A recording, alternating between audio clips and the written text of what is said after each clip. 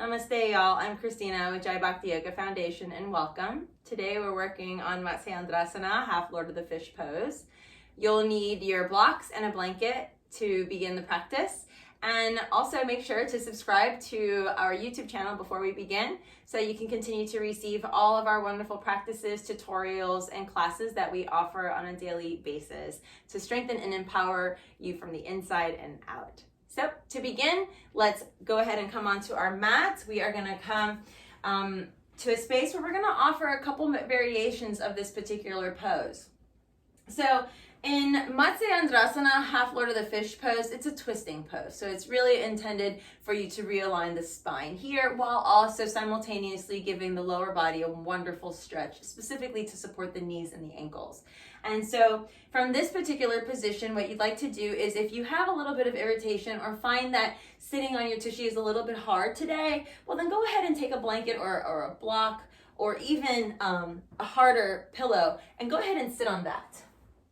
Okay, and then once you're on that, then what we're going to do is we are going to make sure that it's not too far forward either, all right? You do not want the blanket to come further than the pubic bone.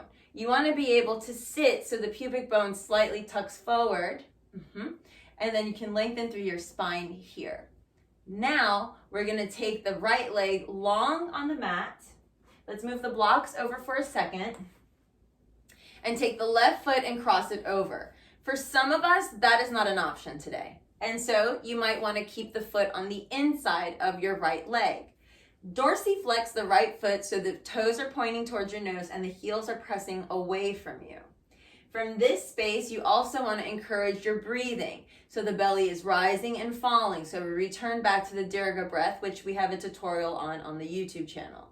Once you connect to the Dirga breath and you see that the belly is drawing in, give yourself a hug here and bring the left shoulder back, and then start to maybe take that left hand down to the ground, or you might reach for a block and place it behind you to begin by placing your hand on the block, ultimately utilizing that block as a little tool to come closer and closer, or bring your hand closer and closer until the base of your hand touches your spine and the elbow touches your spine and you're able to press into your spine to lift up. It's a lot of spine work, right? So then look over your left shoulder and keep flexing the right foot. And this is all you need to do for right now. Now there are some of us that like to take the left foot outside the right thigh.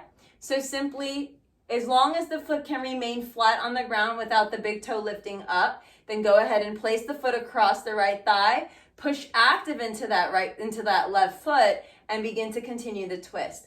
Now you have the option to take the elbow to the outside of your left thigh, and this will help to open up the chest as well as to realign the spine, and you have the option to bend the elbow and create a little mudra with your hand. Couple of breaths here. And you can sustain in this pose as long as you like. Now, the other variation that this happens to transition into is going to be the option with the knee bent. So you have the right leg extended, but some of you might actually have this right foot closer to you. You are not sitting on the heel. The heel is close to the body in this pose. You are still working by drawing the knee in towards the chest, and you are still finding the alignment of the twist. Your right hand, therefore, can go to your knee, and this will keep the left knee from swaying out too far, or your right hand can go to the foot and help to twist. Ultimately, the left hand might wrap behind you, the right hand might go through that little triangle, and you'll be in what is known as a bind. Looking back behind you, staying long in the spine, getting a nice little squeeze to all the joints in the body in half Lord of the Fish pose. And on the exhale, we come back to a release. We unwind all of our body parts here and simply exhale and release everything out. The next version will be without the blanket for myself personally, but for all of you, you're welcome to remain on the blanket. And we'll place that to the side. Scoot yourself back to a center space and lengthen nice and tall, activating the lower body as though you were still sitting on that blanket. Now we're going to see it from the back version. Gaze is soft, gaze is forward. We switch. Now make sure that your hips are square. Good. Actually doing the wrong leg, so I'm going to square. Good. The foot stays down, planted into the ground. Resist the urge to lift it. Remember to keep it on the inside if it does. Stay long and tall, and then start to twist to the right. If you feel comfortable bending the left knee, go ahead and do so, but don't sit on your heel. Make sure that you're sitting on both bones of your hips. You're twisting to the right. Place the right hand right at the sacrum and the elbow at the lumbar. Roll the shoulders back and look over the right shoulder.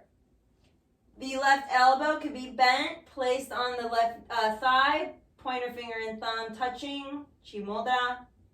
You can also have your hand down on your knee.